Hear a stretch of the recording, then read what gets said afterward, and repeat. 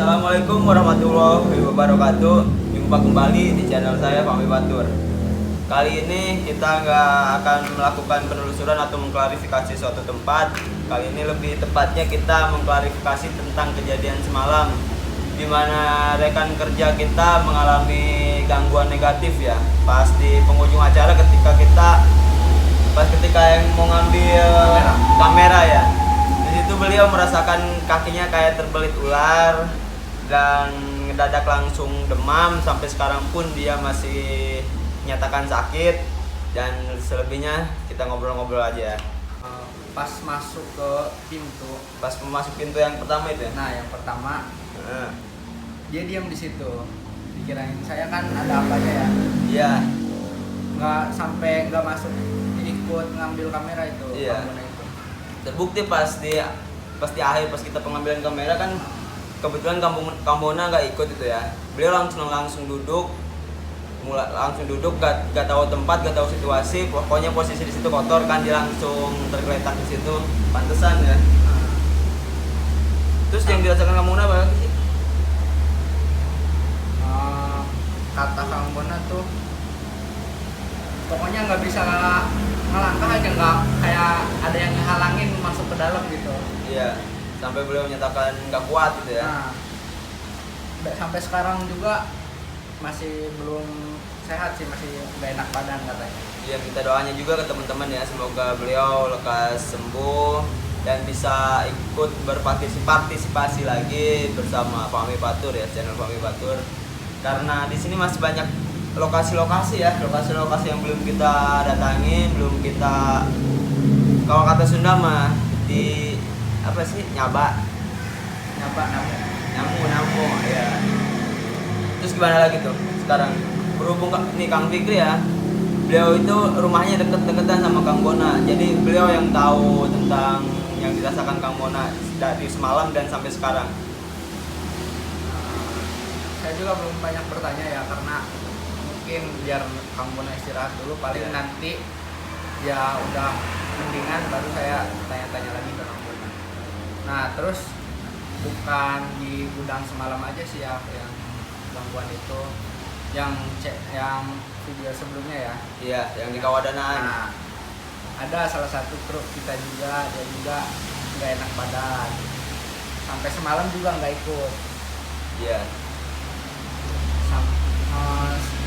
Mungkin hari ini udah lumayan sembuh ya. Iya. Soalnya saya tadi juga lihat udah keluar.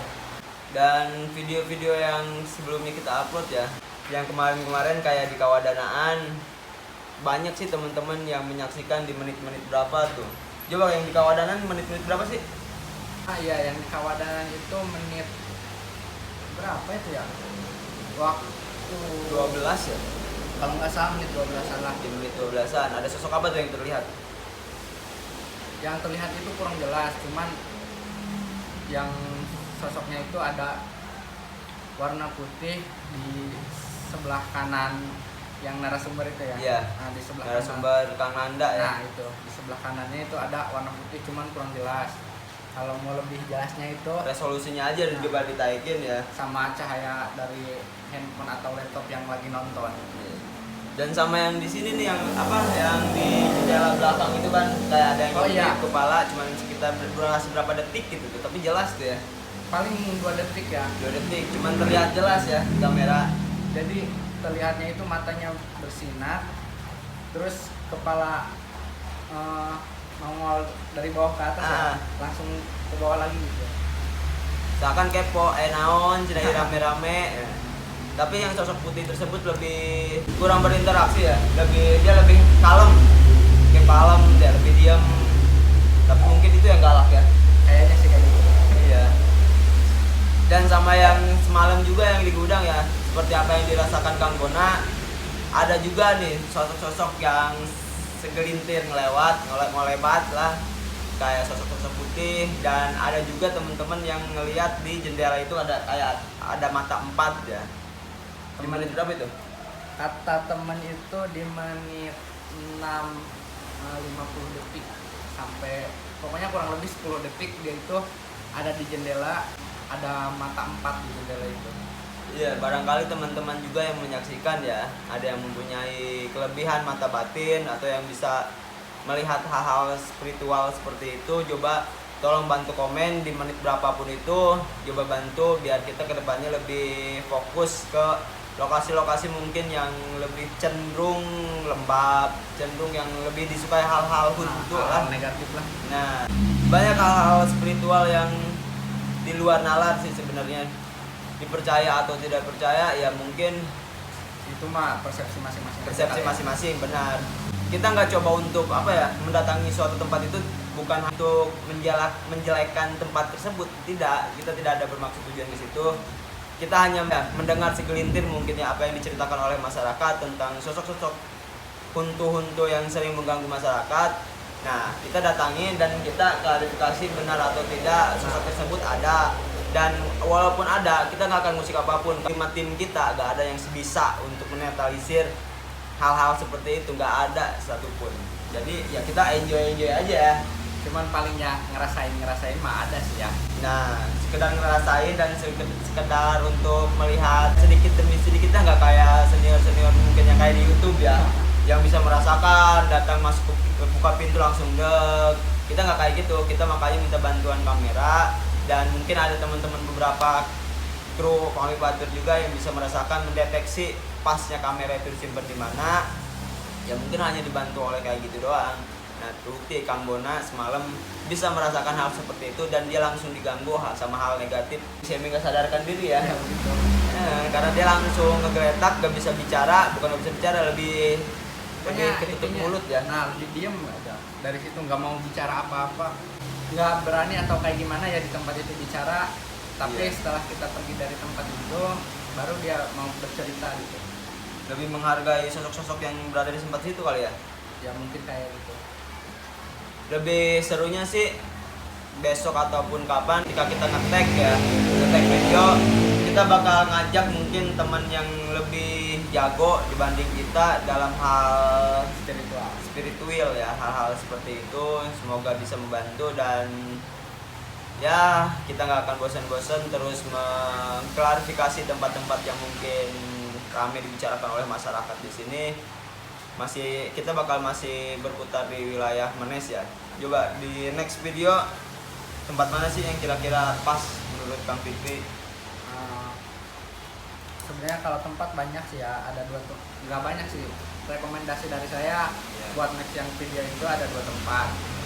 Yang pertama itu masih daerah Menes, ya tempatnya itu masih dekat kampung saya sih. Cuman tempat nanti aja saya sebutinnya. Dan yang kedua itu bekas penjara. Bukan bekas penjara sih, kayak gedung zaman Belanda, zaman peninggalan Belanda yang udah lama nggak kepake, nggak keurus. Pokoknya udah lembab banget di situ. Tapi tempatnya dulu dipakai penjara kan, penjara tahanan Belanda seperti itu. Belanda memenjarakan masyarakat kita di lokasi tersebut. Berbicara soal tempat ya, kenapa kita nggak bisa langsung sebutkan di sini tempat mana aja yang bakal kita datangi? Karena kita ketika mau mendatangi suatu tempat itu, tempat yang akan dituju, kita harus minta izin ke masyarakat. Ya pokoknya ke lingkungan masyarakat tersebut, diterima atau tidaknya, dipersilahkan atau tidaknya, baru kita bisa shoot di situ. Takutnya kita sebutkan lokasi di sini dan akhirnya masyarakat tersebut nggak dapat izin gitu. Nah, tidak dapat izin. Ya pokoknya lebih jelasnya untuk tempat, coba kalian ikuti terus channel Pami Batur. Tempat manapun itu kita pasti akan share, dan sebelum kita datangi juga kita pasti cek di lokasi ya, untuk minta perizinan.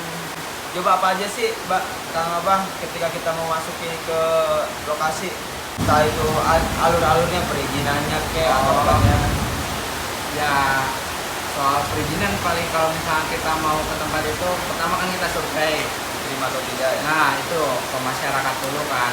Kalau misalnya kita diizinin, berarti kita lanjut. Yang kedua, kita survei tempatnya itu, lihat kondisi di tempat. Kayak misalkan kalau semalam kan kita ke gudang ya. Iya. Jadi gudang itu layak enggak kalau misalnya kita syuting di situ. Terus yang ditakutkan waktu kita syuting kan, kalau misalkan gedungnya kurang layak, jadi takut roboh apa gimana gitu ya. Jadi untuk keselamatan kita juga. Itu tentang fisik ya, bukan hanya fisik yang kita khawatirkan. Khawatirkan ada tenaga atau aura-aura negatif yang parah mungkin yang bakal menyelakai kita, Nah, gitu.